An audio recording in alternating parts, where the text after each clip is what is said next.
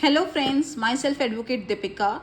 So today we will discuss about Carlyle versus Carbolic Small Ball Company. ये case contract act में बहुत ज़्यादा important case है.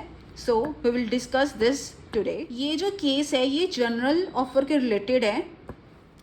इसमें क्या था, एक कंपनी थी कार्बोलिक स्मोक बॉल कंपनी. इसने क्या किया, इसने एक एडवर्टाइजमेंट दिया कि एपिडेमिक इन्फ्लुएंजा एक वायरल फैल गया था जिससे कि 1 मिलियन लोगों की डेथ हो गई थी.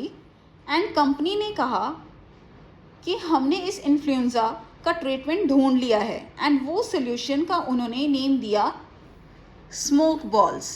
सो जो स्मोक बॉल्स था वो इन्फ्लुएंजा प्रोटेक्शन के लिए बनाया गया था. सो कंपनी ने कहा कि स्मोक बॉल यूज़ करने से इन्फ्लुएंजा नहीं होगा. एंड इस कंपनी ने एक डेली न्यूज़पेपर में एडवर्टाइजमेंट दिया कि जो भी इसे कंज्यूम करेगा उसे इन्फ्लुएंजा नहीं होगा. इन्फ्लुएंजा है वो एक जुखाम का टाइप होता है. एंड कंपनी ने कहा कि अगर फिर भी इन्फ्लुएंजा हुआ तो हम उस पर्सन को 100 पाउंड्स का क्लेम देंगे. For showing their sincerity towards the offer, they also claimed that they have deposited 1,000 pounds in Alliance Bank. उन्होंने ट्रस्ट बिल्ड करने के लिए एक सेपरेट अकाउंट में वो पैसे डिपॉजिट भी करवा दिए. So after that Mrs Carlill purchased and consumed it as per directions.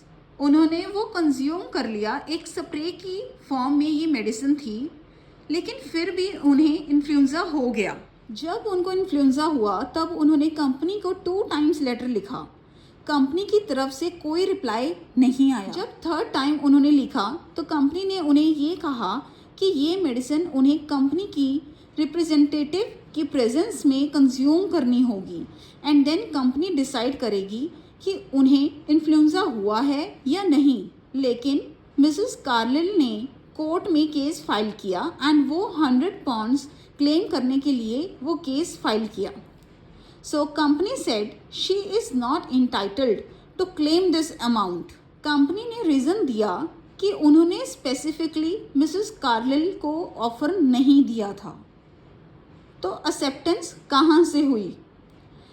पहले ऑफर होगा, फिर एक्सेप्टेंस होगी, फिर कॉन्ट्रैक्ट बनेगा.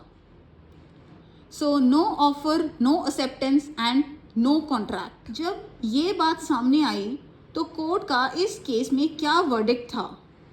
The court of appeal in the UK observed that the advertisement which promised to pay a reward to anyone who would use the smoke ball as per the printed directions and contact influenza was a general offer made to the public at large. When the plaintiff complied with the terms of the offer, she accepted the contract and was thus entitled to the reward as the smoke ball medicine did not cure influenza. जो offer company ने दिया था paper में, that was the general offer. General offer public at large के लिए ही होता है, जिसकी एक्सेप्टेंस कोई भी दे सकता है. Remember that general offer is different from invitation to an offer. So she is entitled to claim that amount from the company. So this is all about Carlyle versus Carbolic Smoke Ball Company. I hope you understand this. Thank you.